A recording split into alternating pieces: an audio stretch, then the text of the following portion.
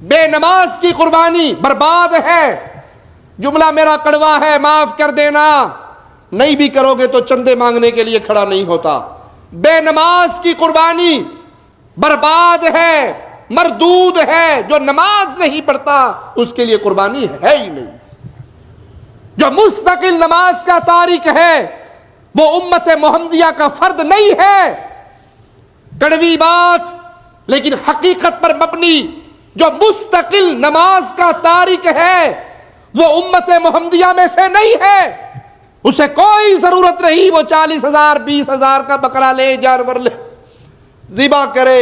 بے نماز کی کوئی قربانی نہیں.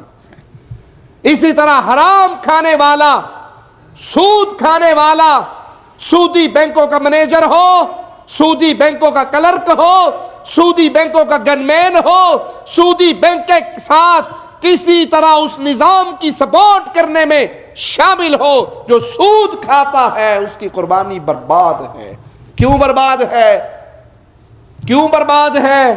کہ اللہ حرام مال کو قبول. حصہ اگر آپ قربانی میں کہیں ڈالیں تب بھی یہ مسائل یاد رکھیں. گائے میں 7 حصے ہیں، 6 حصے مواحدوں کے ہیں، 1 حصہ مشرک کا آ گیا، سارے برباد ہو گئے. 1 حصہ مستقل بے نماز کا آ گیا، سارے برباد ہو گئے.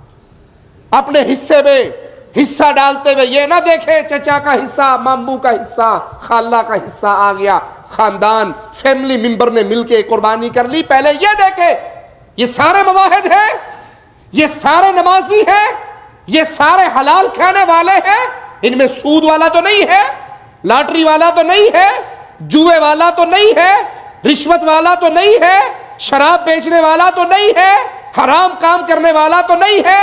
رزق حلال ہونا شرط ہے، نمازی ہونا شرط ہے، مواحد ہونا شرط ہے.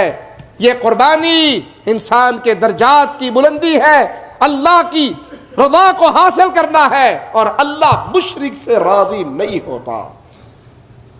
اللہ کے لیے اس کی روح کو سمجھیے، اس قربانی کے مقاصد کو سمجھیے.